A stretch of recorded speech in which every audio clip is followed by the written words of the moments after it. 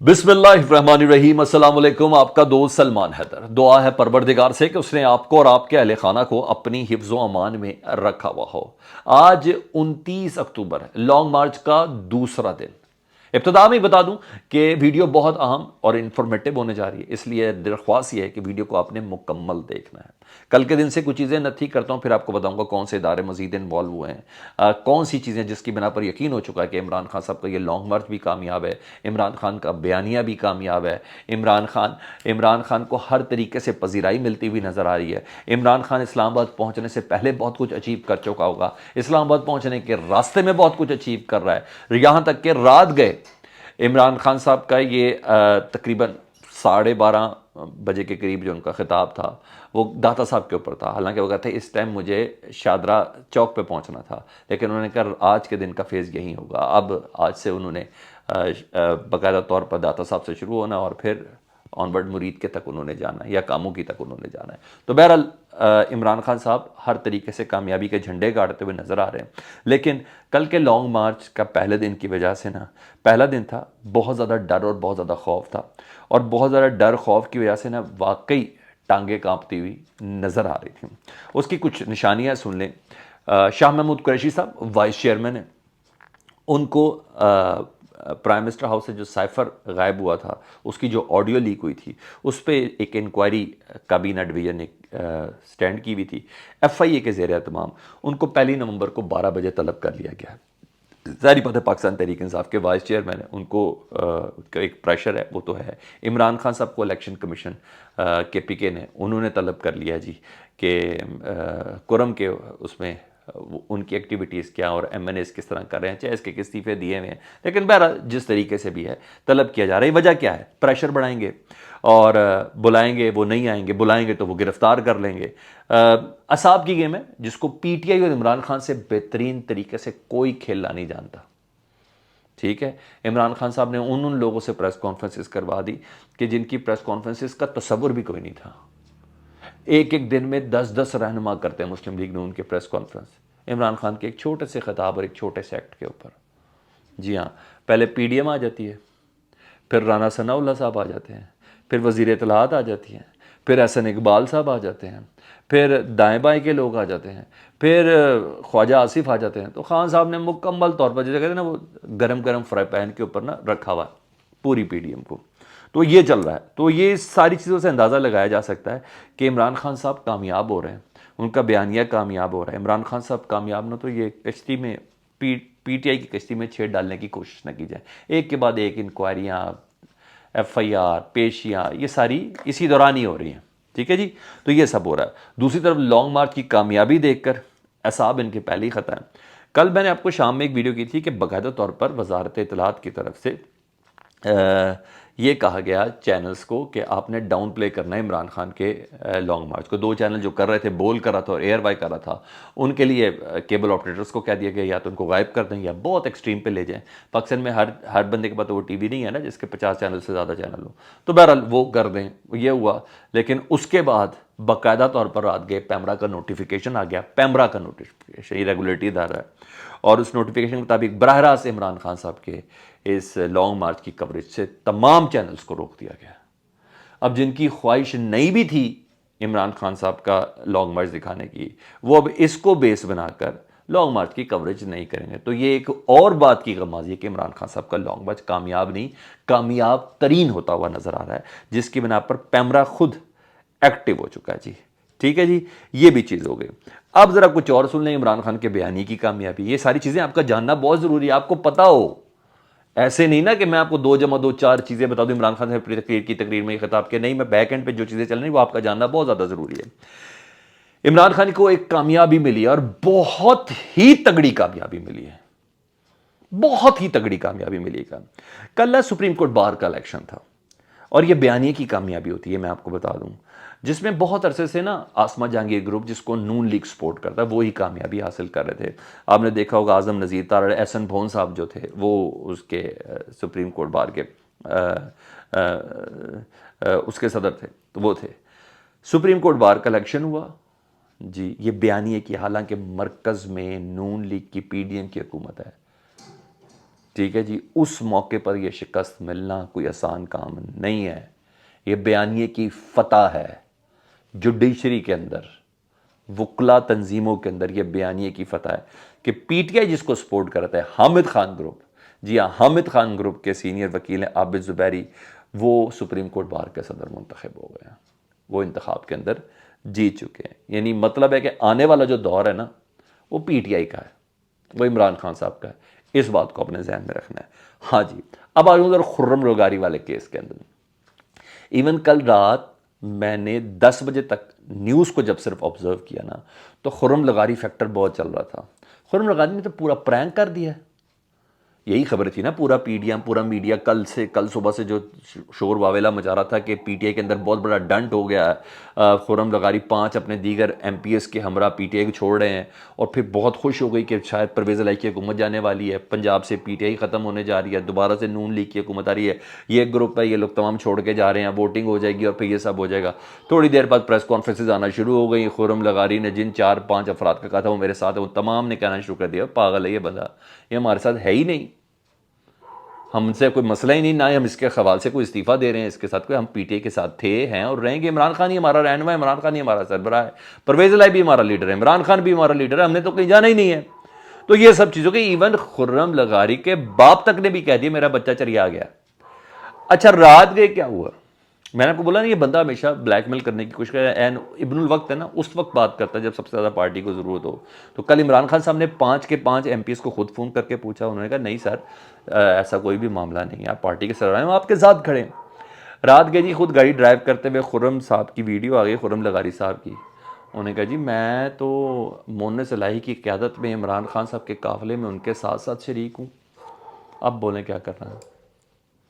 खुर्रम लगारी कहीं भी नहीं जा रहा, बोला ना, वो ज़रा पता चल गया, मैं आपको सीधे बात बताऊं, पता चल गया, हवाओं का रुख देख लिया ना खुर्रम लगारी ने, उसको पता चल गया मेरी सियासत ख़त्म हो गई, दफन हो गई, और रात गए हवाएं तब्दील हो गई। जब तब्दील हो गई तो अब ये खुर्रम लगारी साहब भी कहीं नहीं है, तो कुछ भी नहीं हुआ जी, ऑल सेट है, ठीक है जी, एक बंदा भी नहीं टूटा हुआ, ये था। अच्छा जी, अब जो मेरे पास कुछ इतलात हैं वो भी ज़रा सुन ले जी। ये खान साहब को गिरफ़्तार नहीं कर सकते, हवा ही नहीं है, मामला ही नहीं है, किसी तौर पे भी नहीं, चीज़ें फ्रंटल हो गई ना, बहुत ज़्यादा फ्रंटल हो चुकी हैं। तो इतलात ये हैं कि खान साहब को मल्टीपल केसेस में नाअहल किया जाएगा। पहले तो सिर्फ छोटा सा एक तोशा खाना वाला केस है और यूं यूं यूं ख़त्म हो जाना है। तो अब सुना है कि मुख्तलिफ केसेस इमरान खान साहब के बारे में, कि उनको एक अच्छे खासे ज़ख्म दिए जाए, इमरान खान साहब को अच्छी खासी डज लगाई जाए, ठीक है जी। तैयारियां हो रही हैं मुख्तलिफ केसेस के हवाले से, फ़ॉरेन फंडिंग है उसमें, उसमें नाअहल करके कोई बड़ा ज़ख्म दिया जा सकता है, और दीगर को मल्टीपल केसेस कुछ दो चार बना के किए जाएंगे। मेरे पास ये इतलात हैं कि इस पर बड़ा सीरियस से गौर हो रहा है, क्योंकि वजह यह है कि खान साहब ने ना अब वो मसलियत की तमाम दीवारें तोड़ दी हैं। मेरी बात आप समझें बस, अंडर द लाइन, वो मसलियत की तमाम दीवारें तोड़ दी हैं।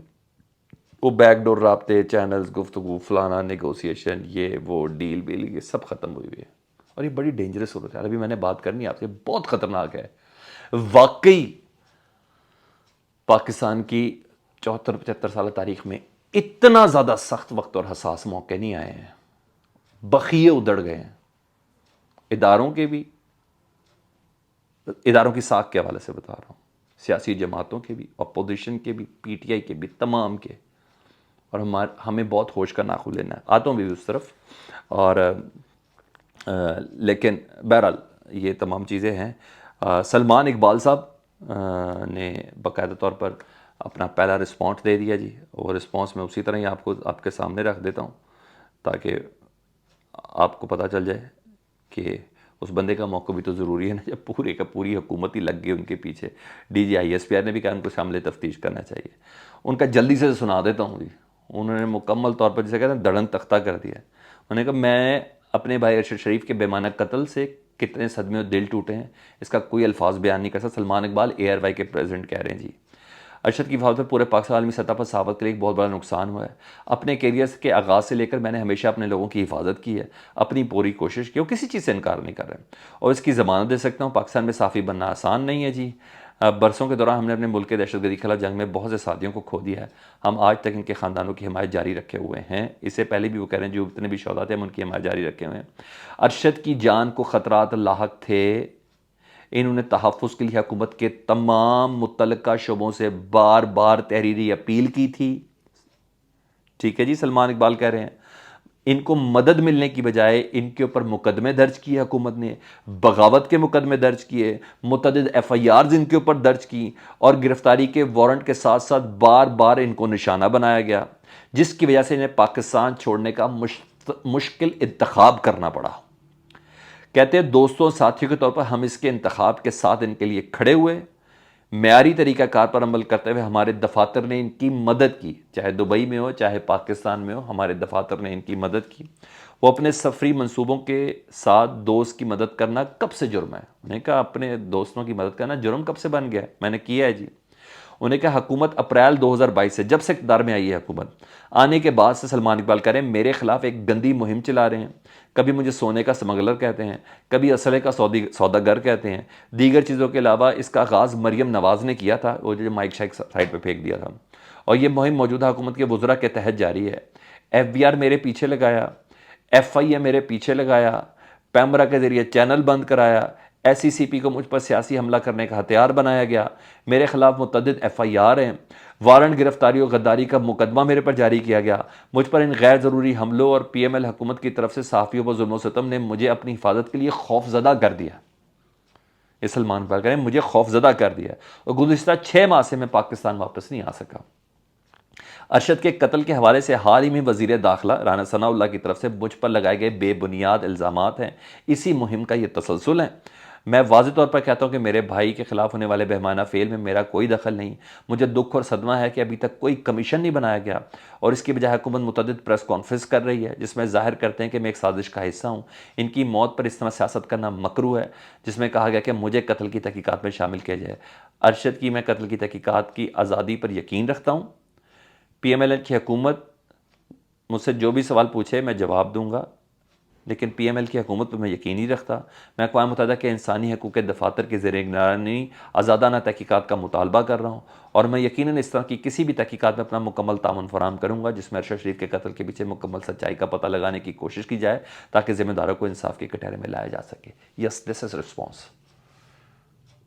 अगर राना सनाउल्लाह बहुत सच कह रहे हैं तो सलमान इकबाल भी बहुत ज़्यादा सच कह रहे हैं। ये तफ्तीश होनी चाहिए और उस मैार की होनी चाहिए जिसमें पता चले कि बाइस नहीं है। जिस तरह राना सनाउल्लाह पाकिस्तान का वज़ीर दाखिला जिसने तफ्तीश करानी है वही राना सलमान इकबाल के ऊपर FIR दे रहा है, वही इमरान खान के ऊपर FIR दे रहा है, तो कौन सी तफ्तीशी कमीशन बन के काम होगा? तो ये उनका रिस्पॉन्स था। मैंने कहा ऑफिशियल बता दूँ। आखिर में बता दूँ इस वक्त हालात के मुतल्लिक़ किसी के हक़ में नहीं है जी। हालात वक्त तकाज़ा कर रहा है। ना फ़ौज के हक़ में इस वक्त हालात यानी इस्टेब्लिशमेंट के हक़ में नहीं है, ना ही इमरान खान साहब के हक़ में है, ना ही हुकूमत के हक़ में है। सिर्फ और सिर्फ नुकसान हो रहा है, पाकिस्तान का नुकसान हो रहा है, फ़ायदा इंडिया उठा रहा है। यही है ना 5th जनरेशन वॉर कि अपनी पब्लिक को इदारों के ख़िलाफ़ कर दें, पब्लिक इदारों के ख़िलाफ़ हो जाए। तो इस तरह लग रहा है कि ये सब चीज़ें बन रही हैं, इदारों से अवाम इदारों से बदज़न हो रही है। और इमरान खान के हरीफ तो PDM वाले हैं और PDM से ही लड़ना चाहिए। ये इदारे कब से हो रहे हैं हरीफ? ये बड़ा सोच का मकाम है। इदारों के लिए भी फ़िक्र का मकाम है, इमरान खान साहब के लिए भी फ़िक्र का मकाम है, मौजूदा हुकूमत के लिए भी फ़िक्र का मकाम है।